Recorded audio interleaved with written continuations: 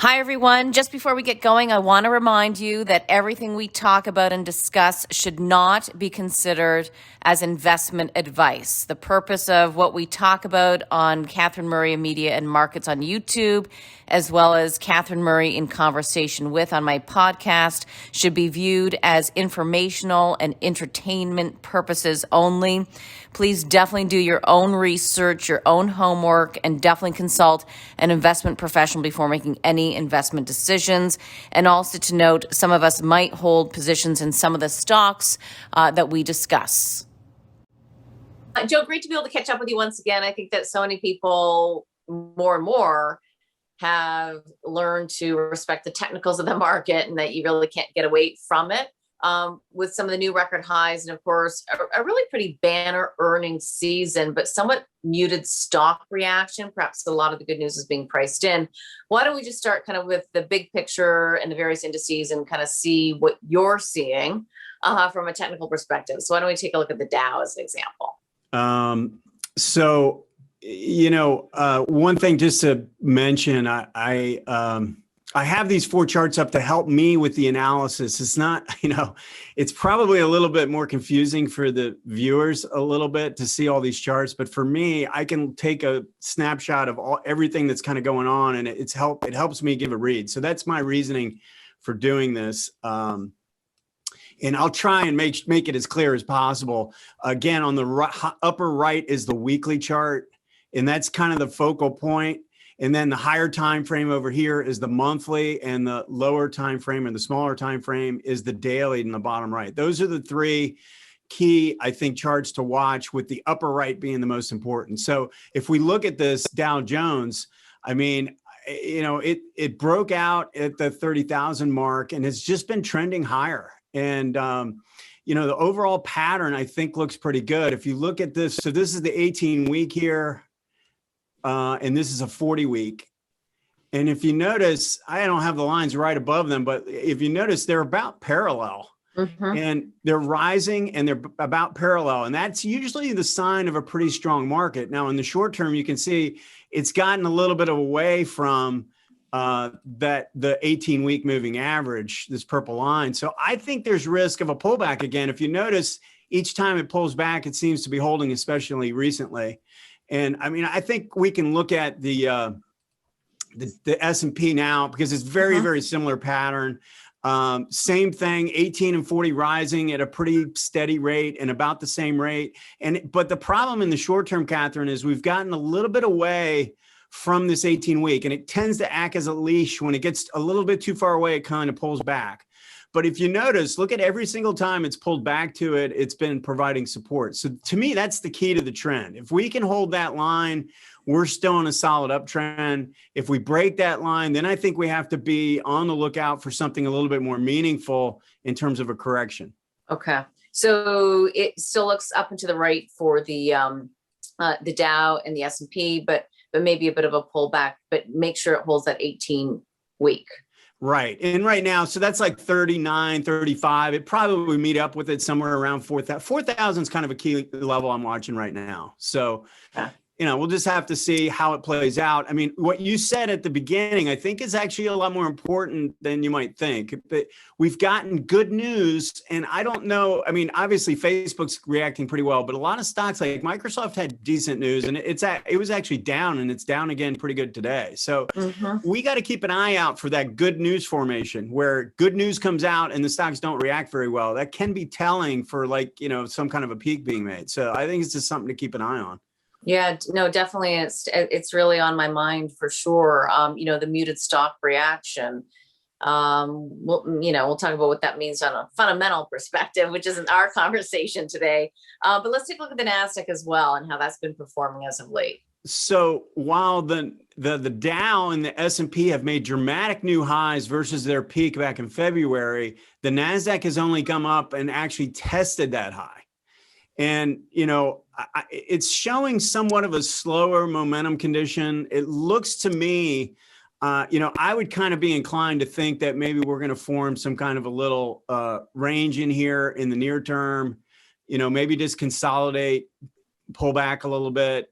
maybe just work off the excesses that we saw, earlier, or really since the middle of last year. I mean, it's been a big run, and at some point we have to take a breather. So I guess if we re-break the 18-week here, then I think you have to look for a test of the 12.5 area, maybe 1300, something like that. Okay. TSX, how's that looking these days? I think this looks fine. I mean, it looks to me like it's probably wants to go check out 20,000. What I've been talking about in our previous conversations is the 18,000 mark, I think, is the key for this index. If we stay above that, then it's kind of like the bias is up. And we're not extended enough to the point of extended away from, major support to be considered overbought yet. So I don't know. I'm kind of leaning towards this wanting to continue to kind of grind higher up towards 20 grand. It's not really a powerful trend, but it's a solid one. It's a positive trend. And it's, right now it's the bias is to the upside. And I was wondering as well, Canada has certainly lagged the US markets over the past number of years for a variety of reasons. Obviously, it has a lot to do with our sector weightings versus the US being more cyclical, value oriented and commodity oriented. So we've been maybe playing a little bit of a catch-up trade. So I'm just wondering, with the chart on the TSX versus, hugging more of that 18-week versus the US markets, is there a greater relative strength versus the US markets right now? So the white line down here is the relative strength of this index versus the S&P, right? Okay, yeah. And the Dow actually, which represents a little bit closer to what you're describing, is kind of in the same. It's actually shown a little bit more strength in this recently, but it's been in the same kind of a downtrend. It's trying. I mean, you can see it tried to poke above the moving average, but it hasn't really had a definitive shift in the trend. We haven't, if you notice, this red line has been declining for some time. What we're looking for outperformance relative to the S&P would be this red line, this moving average line starting to turn up. That's kind of what we're looking for. I'm looking for that on the Dow too. It hasn't quite kicked in yet. Okay, so I was just thinking that maybe there'd be a nice catch-up trade, which I guess there has been to a little bit of a degree on the TSX, but the relative strength isn't confirming that. It's still like go to the S&P 500 is what I'm hearing. Yeah, you might just be a little early. And you know what? It might actually come in the form of a market pullback where this holds up better than the S&P. So, it's something we want to kind of watch for. I'd certainly expect the Dow to outperform if the market pulls back. Okay. Let's take a look at a few areas that, have certainly been a focus as of late and that a lot of Canadians care about. And of course, we've got US viewers too, but oil for one. I mean, people have kind of obviously gotten back into this trade over the past number of months, if not a year. So what's WTI looking like? Oh, you want to do US 10-year yield first? Oh, I'm sorry. That's okay. No, let's look at the oil. So let's just look at a weekly chart expanded here. And so ADX, this yellow line, is kind of represents the strength of a trend. And when it goes above this horizontal, this 25 line, it's telling you that the momentum is pretty strong. And if you notice, it crossed above that in February and had really good follow through to the upside, and then ran into this resistance area up in the mid to high 60s. And but notice how it's paused, Catherine. It's not like a reversal pattern. It's more of a pause here. And that leads me to believe I think there's going to be at least some further upside, and maybe we want to make a push up into the next resistance zone in the low to mid 70s. So I don't know. Right now, I'd be leaning towards more potential upside right now in crude. Okay. Let's go back to what you wanted to look at, and we all do, of course, is that US 10-year yield, which obviously gave the market a little bit of fright going back. I can't even keep track now anymore. 2 months ago, and then even the past week, pulled up, pulled back, and pulled up again, but the market's not afraid of it, it doesn't seem. Yeah. And so let's go back and look at this weekly chart again and look at the momentum condition. So that again, when you cross the 25 line, it's showing a good enough momentum to trend to the upside, and anything, above that level is just showing more and more strength. This actually got above 50. And so this is why the last time we spoke, I was more inclined to believe that, I've been kind of looking at this 140, 145 area as being support on a pullback, as opposed to like being a reversal. And again, my reasoning is the momentum is very strong.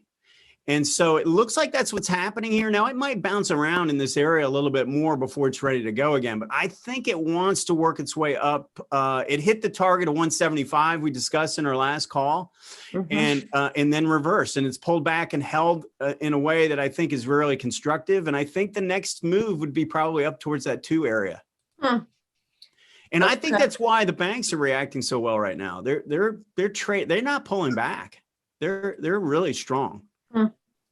So the market seems a little bit calmer on the pullback in that U.S. 10-year yield, but the banks aren't believing that. They're going higher because they're believing what you're showing on that chart, which is that the U.S. 10-year yield pushes closer to that 2% versus where we stand right now, 1.67 or so. Yeah, and I think, again, it might not happen in 3 weeks. It might not go straight up to 2, but I think that's what the conditions are suggesting to me, is that there is going to be another push to the upside. And it might not take that long just based on the way it's reacting right now. Okay.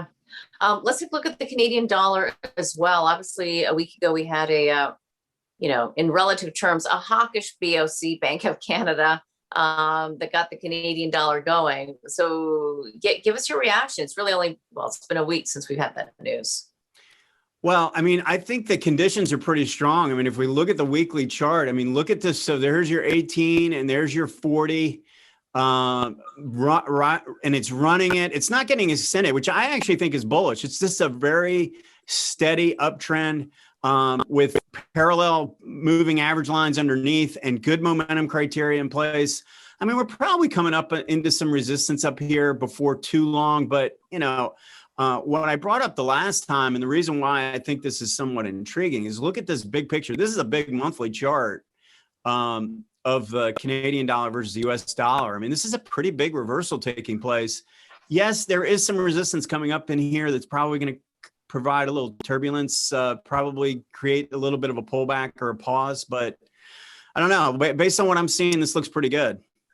Okay, so maybe a little bit of a pause at around that 82 level? Yeah, 82. Okay, but then if we push through that, where do we go? Or is it too early to say? Yeah, I think if we're going to make a significant push above that level, we probably are going to have to go through some type of a consolidation first, and that would set the stage for, a much bigger move, which would be probably substantial if we get to that point. Okay. Let's take a look at another area, whether it's, you believe it in as a new digital currency or a store of wealth, Bitcoin. So we talked about this last time, and I mentioned how, coming out of this base down in here was really the optimum point to where to want to play it. And the momentum is really strong. It's a powerful trend, but it was just I feel like it's gotten, it just got a little too far ahead of itself in such a short period of time, made such a big move that I think it's working off those excesses right now. So I don't know. I'd be inclined to believe this is going to go on for a little bit longer, spend a little bit more time in this area consolidating. Now, it didn't hold the 50 level. 45 is probably like the next level to watch. And then if it wants to stay sloppy in here, it is possible we're going to see 40. But you got to understand something. This is starting from a move from 10. And so, while it sounds like just a massive down move, this is one of the most volatile instruments I've ever seen traded. And so you got to, if you're going to play this game, you're going to have to expect a lot of volatility associated with it. And I think this is all a part of a longer and bigger uptrend, but you got to pay the price sometimes when you get excessive. And I think that's what's happened. And Joe, what are you seeing as it relates to the relative strength or interest or volumes of shares traded in Bitcoin? In terms of, you mean, is it increasing volume? In terms of, is there more legitimacy behind it? Oh, I think so. I think so. If that's what you're asking, that Yeah. would be. I definitely think there is, and I think there's so many people poo-pooing this thing, on the way up, and I gotta believe it's not like an over-invested instrument, So I don't know. I'm kind of inclined to believe that again, this is a part of a bigger picture. But yeah, based on the overall, you can tell just based on who's bringing it up and who's talking about it. I think it's become a lot more of a legitimate instrument. And I don't know where that takes us. I really don't. But and again, just realize if you're going to play this game, play with this type of an instrument, you got to be ready for wide and loose price action. This is an incredibly volatile instrument. Yeah. And I think too, you have to really, you can trade it if you want to trade it, but at the same time too, if you have a long-term view like I do, I have to be prepared to step in if in fact goes lower, if I want to accumulate more. I think so. And I think, you got to sort of look at where the key spots are. Again, if this were to dip down towards 40, yeah, then I'd be inclined to think, I don't know. I have a hard time believing this is going to go all the way back down. I just don't see, based on the momentum conditions and everything, it just looks to me like not likely to be a big fake out move that's going to give it all up. Okay. Let's take a look at some of the stocks that a lot of people care about. And let's look at Apple. So,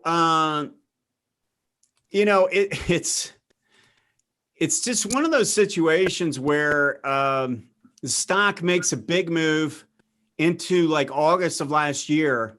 And really, I would just view this like a sideways consolidation pattern. Even though it went to a new high, in reality, it's just been kind of marking time going sideways.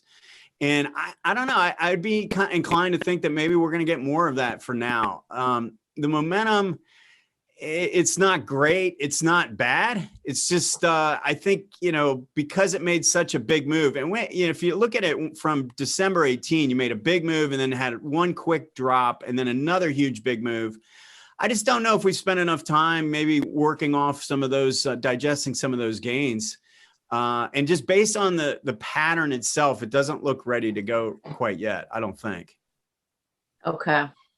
Okay. But it also doesn't look like a major top yet, I don't think. I don't think there's any kind of a big reversal developing at this point. Okay. All right. Great quarter once again, but somewhat of a muted reaction, Joe. Yeah, I know. And those are the types of things I think you want to be on the lookout for. I've been watching that. I call it the good news formation. If it has good news and the stock's not really reacting that well, I think you have to put that, I think it's important to recognize, because it's entirely possible it's setting the stage for some type of a deeper pullback. Okay, let's take a look at Google as well. Yeah, Google is in a much stronger trend, not really in pullback phase right now. It's in trending mode to the upside. Now, the problem with this is that it's run into the next target up here, 24. I had a target up around 2,400. It's gotten pretty overdone. It's made a pretty big move in a short period of time. So again, it might start a process, maybe not as extensive as Apple's going through, but some type of a corrective process, a consolidation process where it digests some of these gains. But I don't see anything overly disturbing here at this point. Everything, there's no real signs of distribution. There's no real signs of momentum loss. Okay. It seems as though that the street, the big money managers have been over the past year getting more involved after so many years of really kind of putting it to the sides. Like, are you kind of seeing that? I'm looking a little bit at your bottom right screen that maybe there is some relative strength coming up. Yeah. So here's the relative strength line, this white line. Now it's getting a little bit. So it was kind of more neutral. I would say up until about the beginning of this year. And now it looks like it's starting to accelerate a little bit. Pretty impressive, really. And it's definitely in uptrend mode, as opposed to a lot of the stocks in big cap tech have been more horizontal. Yeah, I think it's definitely playing catch up. And I want to say I apologize to anybody who can hear some of the construction going on. So in this work from home world, but I'll mute myself when I'm not speaking. Let's also take a look at Facebook. I just want to go through some of these big tech companies that probably a lot of people own and go, my goodness, I've made some money. Do I keep owning it? Can it go higher? There's issues maybe on a fundamental front for some of these stocks, but what do we, so that's why I want to go over some of these big tech companies that probably people have some exposure to. Even if they don't own them individual, they might own them obviously in a mutual fund. So what do we think of Facebook here? Yeah, I like it. I mean, this has been one that's kind of been my favorite of the big cap names, just because it went through this consolidation pattern and then started to emerge as it came up through 280, 290. And the momentum conditions are good. It's not excessive to the upside. I think it has more potential. Probably going to work up. The next target I have is around 340, and then we'll just have to see what it looks like there. But based on the overall conditions here, I'm pretty impressed with it, really. Okay, let's take a look at one of the big banks that's been a laggard in the States, and that's Wells Fargo. Obviously, has had a little bit of a catch up as of late, though. Yeah. So let's just look at this relative strength line, because it's actually, once we got into late last year, it's really been trending higher on a relative basis. And this has made a significant move. It has been a laggard, but more so because of how big of a drop it had relative to everything else. It's not because it hasn't had as big a move. I mean, the move to the upside has been every bit as impressive as all the other stocks. It just started from a lower level. And I think the relative strength looks pretty good. Now, we are getting up into a more difficult area. If we look at this monthly chart, I mean, so this is where it broke down from around 45. And now we're getting up into this area where people got left holding the bag a little bit. And, I would say somewhere 45 to 50. It might be up to 55, where it's going to start to get a little bit more difficult for this. But again, I don't see anything alarming right now, just based on the vertical nature of the move to the upside. That's really good momentum. And I like the group action. The industry group looks really good. Most of the banks look pretty solid. And certainly the regionals look very good. Okay, so we might see it go up to the $45, $50 level. Well, we're at 45 now. Sorry, I can see 50 to 55 potentially still. Yes. I really do. So I wouldn't necessarily panic based on the fact that the momentum is so strong. I'd probably want to see this through and see if it wants to keep pushing higher. Okay. Let's take a look at another one that I've talked a lot about. That's why I wanted to bring it up, because it's certainly seen a bit of pain, and that is Real Matters.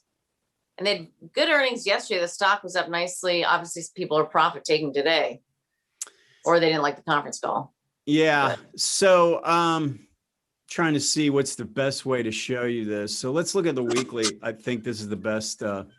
So you had this kind of big turnaround, and then it broke out, in the mid-teens and made a really nice accelerated run. And so if we think about it, so this was kind of the starting point for me of where it got going. And you made this big run, and now look at what happened. We just gave back that entire 100% of that move.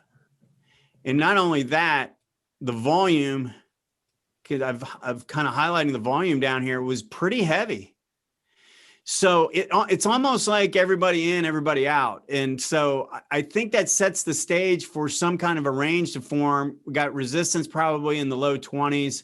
I do think there's pretty decent support down in here in the mid-teens. So I don't know. I'd be inclined to think that this is going to struggle, and it probably needs to spend some time stabilizing before it's going to become something that's really all that intriguing again. And I just learned that TD and Cormark revised their 12-month price target to 22 from 30. So that's obviously putting some pressure on the stock today. Okay. Let's take a look at some of the other names that I think our viewers like. So that, of course, would be some of the big Canadian banks. Let's take a look at TD. Yeah. So this sort of represents what I've been describing here. And, look at this breakout on the weekly chart and look at how minor this pause was. So we make this move and the breakout was around 60. It ran up to almost 70. And then instead of pulling back, this 18-week tends to pull a stock back. It didn't even do that. It just went sideways and then just continued higher. So it's a sign of strength. There's really a lot of interest in this type of stock. And look at the volume bars telling you there's definitely interest in this. Now, it's getting a little tough. I mean, it's getting a little ahead of itself. And one thing I wanted to mention, just based on the market overall, I do my reports each week, and I do a full review over the weekend. And it's getting more and more difficult to find what I would call timely buys. And timely meaning where the risk reward is really situated in your favor. So it doesn't mean that they're not trending to the upside. And in fact, a lot of them are trending too much to the upside and made a little bit too much of a run. It's just, I don't like to chase stocks. If they make a big run, I'd rather not buy them when they're overbought. And I think that's where a lot of stocks are situated right now. And so, kind of looking for the next kind of decent pullback, I think, to represent a better buying opportunity. Okay. But the trend looks strong and volume is supportive of it. Trend is good, volume's good, momentum's good. I mean, check. It's everything is good here. All right, I like that. And also, I will mention that the target I have on this is up around 73. So I wouldn't be surprised if we head up to 73 before this takes a breather, just so you know. Okay, good to know. 73 on TD. Let's take a look at some of the viewer questions. And I just got one on my Twitter. So I'm going to start with this one, actually. If you can. Yeah, I can. It's Alimentation Couche-Tard. It's ATD.B. ATD.B. It's trying. It's trying. It doesn't have a lot of strength here. It does look like it's formed a bottom. It's probably got a little bit more upside, maybe up towards the mid 40s, but you can see, again, if we look at this area up here where it topped out, I mean, there's just some problems up here. As we work higher, I think there's a lot of people that are I think there's going to be some selling pressure as it pushes up. So I'm not necessarily excited about this from a standpoint of looking at something that has a lot of tremendous upside, but I wouldn't be surprised if it wants to keep carrying in the short term. Wants to keep carrying? What do you wants to keep carrying to the upside, just keep drifting higher as a part of a recovery rally. It's just a lot of times the recovery rallies are not that strong. I mean, we've seen some that have been incredibly powerful. This looks more like a laggard to me. It's drifting up, but it doesn't have a lot of strength behind the move. I mean, so let me just show you, I'm telling you in words, but look at this picture. This is the ADX on the daily chart. As this has tried to work higher, it's down at 6. And I'm telling you, when you get to 25, then you actually have a potential to trend, and it's way down at 6. So it could break out here and maybe make a push to the upside, but I'm not seeing any indications that the buyers are just ready to just take over. Yeah, I can see that. Joe, let's go to some of the other viewer questions. UNS. So this is a follow-up from last time, and I wanted to, so the chart looked really good, nice turnaround. It broke out around 10 and had some, it actually came back to support and then took off. Now we're getting up into, I think, a little bit more of an interesting area, and I almost want to key on this one big bar right here, this big down bar to the downside. The midpoint of that bar is, typically pretty important. When you get a big bar to the downside, I kind of like to draw a horizontal line. And we're going to get up into that range, up around 16, 17, something like that. I could see this working up a little bit more, but then I think we need to be on the lookout for some resistance to come in, because this has made a pretty big move in a short period of time. I like the bigger picture pattern cupping around, but I don't know. I think, the higher this gets, especially as it starts to approach the mid-teens, I think the more difficult it's going to be. Okay. Next one up is AAV. So this is best if we look at this one, look at this monthly chart. And so down move, sideways, and then we kind of moved up. And then look at this long down move since 2016 and look at how it formed a nice base and is turning around. I think this is a pretty significant turnaround. And again, then if we look at the weekly chart, I mean, this is a big breakout. Look at the momentum. This has pretty good potential. I think up towards the 4.5, something like that. I could see this continuing to trend to the upside. It's probably short term. It's probably getting a little ahead of itself, but I think, again, I think it wants to continue working higher.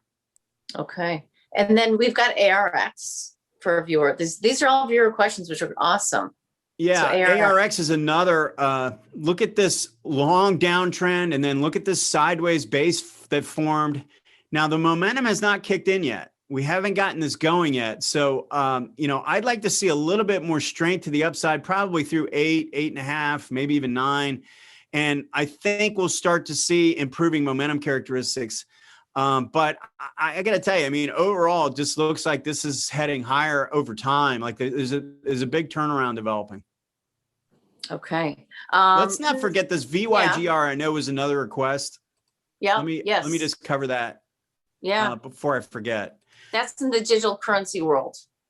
Oh, it is. Okay. So big up move. And I mean, we can see how big of a drop this was, pretty violent. And it's going to take a little bit of time, I think, to recover from this. And, I'm just a big believer that when you get a move like that goes up and then your sharp down move, make it recover and stabilize. You don't have to be a hero and buy right at the beginning of this, right here, right as it's coming in. I think this will spend some time consolidating, digesting, kind of proving itself a little bit before it's ready to really climb again. That'd be my 2 cents on that. Okay. Let's take a look at LABU. So another one of these really powerful moves to the upside that got a pretty climatic peak reversal and has come all the way back down to the breakout area. So, it broke out back in November of 20 and made a really powerful move, more than doubled, and now is giving it back 100%. So when I see that, I'm more inclined to think that we've got support area down here and we've got a resistance zone up here. And I would think we're going to form some kind of a trading range right now. Okay. Just looking at that. Okay. Let's take a look at some of your past picks, Joe, and anybody can go and kind of take a look at our past interviews to kind of see all of them. And some of them have worked out really well. We want to show one that's kind of just not done much and one that has done well. Yeah. So Weight Watchers is one that hasn't really worked. We talked about this, back, it was around $30 or something like that. And it hasn't kicked in yet. And I guess what I want to point out here is we had this big decline and, it tried to rally up and then came back down back in 2020. And it's gone sideways for a couple of years, but it hasn't truly emerged out of here with momentum and volume and everything yet. And sometimes it takes a little while to get these going. When a stock is trying to recover from a big turnaround, it takes a little bit more time to get started. And so I've got kind of a key level around 27. I think if this can stay above 27, it's still okay. If it breaks 27, then I think you're in for a much longer recovery phase. It probably takes more time. That would probably reduce my interest in this a little bit if it can't hold 27. Really looking for another kind of wave to the upside with improving volume, I think, to kick it in. Okay, let's take a look at STX. That was another past pick.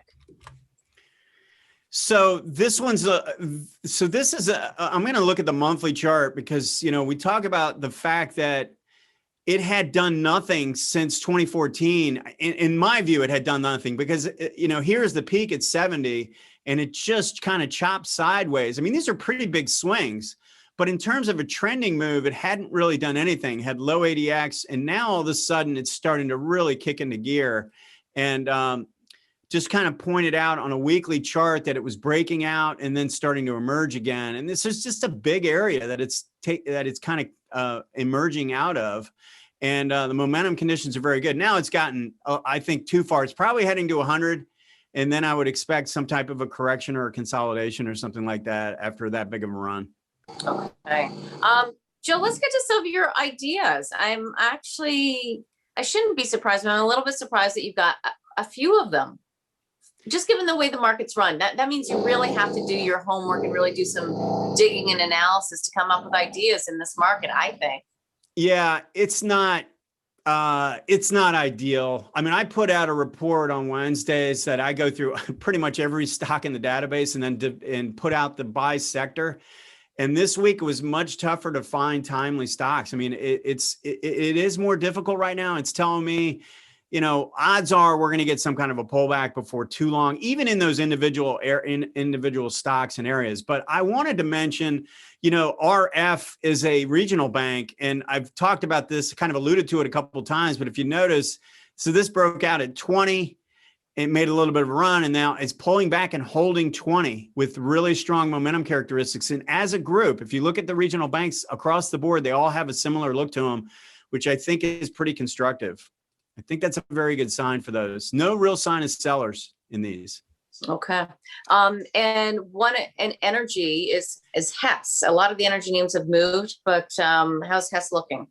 Yeah. So look at how long this has been working sideways. Now, if we look at this compared to a lot of energy stocks, most energy stocks in 2020 got torched to the downside. I mean, they were way down at all-time lows or multi-year lows. This did not break down like that. It held its major support.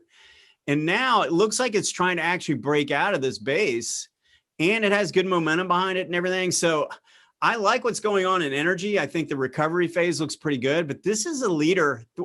You kind of want to look at the stock that never really broke down. When a group has gone through a bear market and is turning around, go for the one that hasn't broken down. And I think this meets that criteria.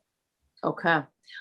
Interesting to take a look at Mondelez. That showed up for you. And I say that in the sense that, sometimes we forget to invest internationally, like outside of the North American borders. I do like looking at some of those, the Diageos of the world. So Mondelez is kind of within that realm. What's going on with Mondelez? Yeah, I mean, sometimes I look at stocks like this, which are really kind of more defensive, and I'm like, is this really all that exciting? But some of these make pretty substantial moves, and they pay a dividend and all that. So there's some major benefits to that. But you can see where beginning of 2020, it peaked out at 60, peaked out again at 60 in August of 2020. And then right at the beginning of this year, peaked out, and then even did it again in March. And now we're finally getting through this on its earnings report.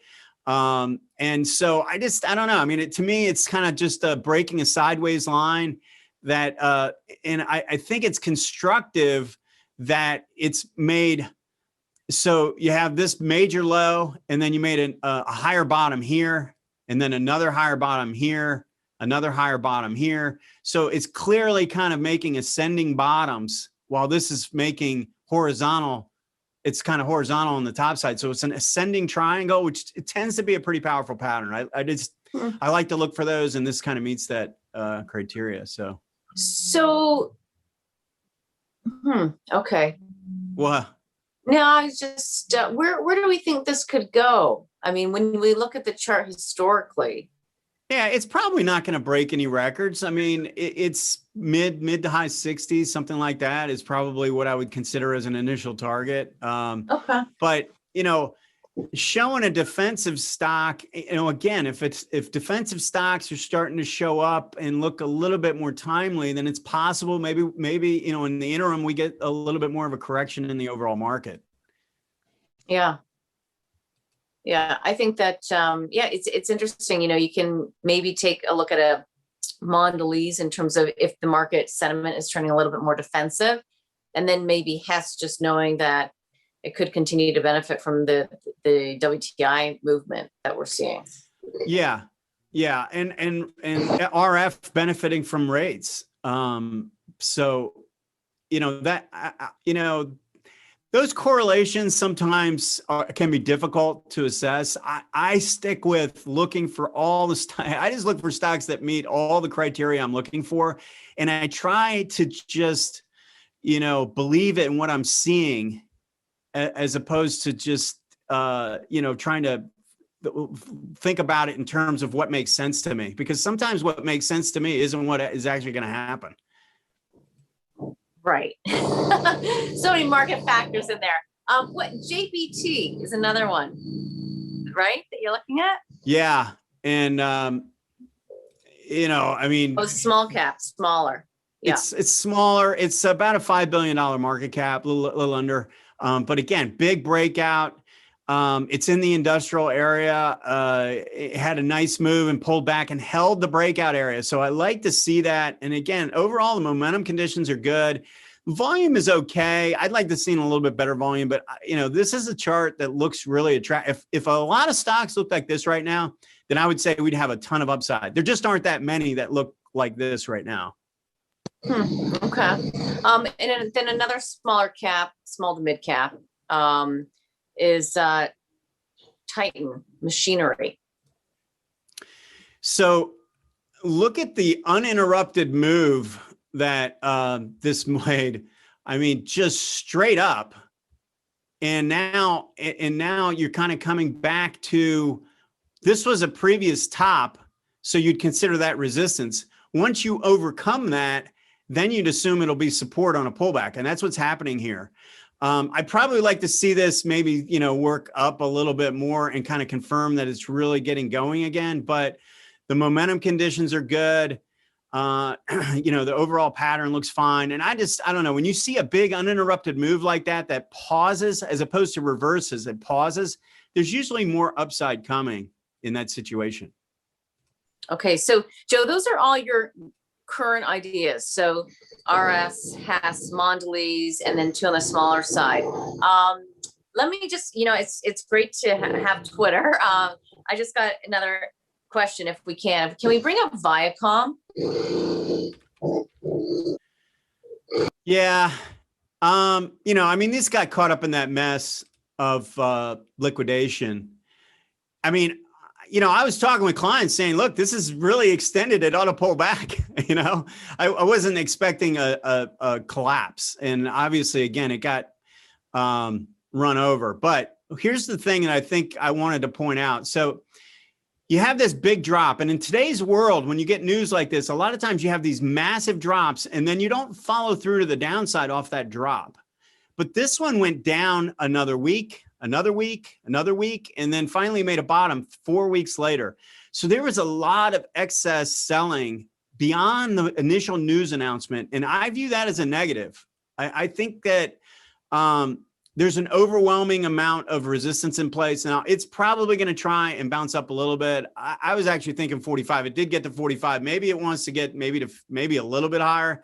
But I think a range is going to form in here at some point where, maybe it's just so overdone. There's not a lot of downside. But in terms of upside potential, I don't know that I see it. I think it's going to take a while to stabilize. Okay. And one other one, Brookfield Renewable Partners, BEP.UN. BEP?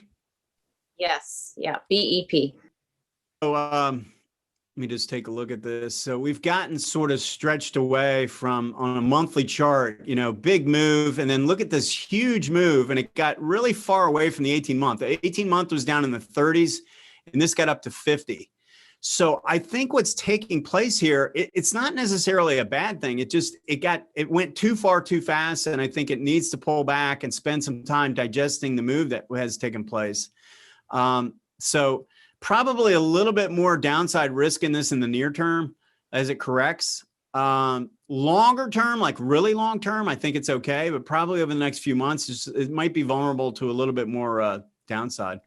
Okay. And while we're at it, I just want to ask, a lot of our viewers definitely own a number of the Brookfield properties. So what about BAM, Brookfield Asset Management? I think this is okay. it struggled a little bit to get through the highs. It pushed up, and then you see how violent this move was to the downside. We had a lot of stocks do that, but this one, it seemed to have a little bit more of an effect where it just couldn't get through it initially, and then it tried again and had a little trouble. Now it's finally getting there, but you've expended a lot of energy to get to a new high. So it almost looks a little tired. And again, you see how I talk about this 25 line with the yellow, the ADX line, and this is still down at like 18. So even though it's breaking out, it's not really showing a lot of new momentum. I don't know. I'd be inclined to think that maybe it wants to just consolidate a little bit more now that it's finally reached a peak, a new high. Okay, so consolidated around what level do you think for Brookfield? At mid to low 40s. Okay. It's not like, I don't think there's a significant amount of downside. I think it has more to do with, the right now, it just doesn't look like it's going to break out and go. Okay. All right. Well, Joe, I think we've gone through all the stocks that we wanted to today. We can maybe get rid of the charts now. Oh, yeah. Yeah. There we go. And the crazy thing is that, a lot of the time on live TV, you don't know what's going to happen. There could be a fire alarm. I've had bring your kid to work with, 50 kids behind me. So this is almost just like live television and real television because I've got construction that came up that I didn't know about. So yeah. Anyway, I hope that's been okay for everybody because the content's been great. So Joe, thanks so much. Yeah. One thing I did want to mention, as I've done on prior, and I'm extending out this. So on my website, rabilstockresearch.com/services, if you go to the services page, if you sign up for the individual package and you use a coupon code called Catherine, thank you. Get the first 2 months for $50. So it's kind of a reduced rate for a couple months to get a look at the product. So I just thought I want to make sure that your viewers know that I am continuing to extend out that offer. I'll probably leave it indefinitely, but we'll have to see. Well, that's great. And, viewers should know that how we got to know each other was through Wall Street. And I was the institutional salesperson. You're obviously the technical analyst. And I would take you to some of the biggest institutions who used you to either take a look at their portfolio, make sure that there were no declining trends that were really going to break to the downside. You would help them in terms of if they wanted to add to positions, at what point. So, your client base are the institutions in the United States. And, to be able to get some of your research for our individual viewers, I think is really valuable. Maybe just mention, Joe, like within that, what are they getting? Twice a week. Well, first of all, at the beginning of every week, I do my weekly review, my weekend review, and I come up with, kind of what my market thoughts are. And then I provide some individual stock ideas on the long side. And I mention some stocks that could be vulnerable to the downside. And then I do some sector rotation type report in this same report. It's like a 12-page report. It goes through kind of everything. And then on Wednesday, I put out what I call a bottom-up sector report, which is individual stock ideas sorted by sector and sorted by market cap, because I do that's an all cap review all the way down to 300 million. So anything that looks attractive by sector, I put out on Wednesdays. And then there's other reports that come out throughout the month, but those are kind of the ones that are each week. All right, Joe, we'll wrap it up. I hope everybody can hear okay. All right, Catherine, thanks for having me. Always great to see you. Thanks, you too. Talk to you later. Okay. Okay, bye. Bye.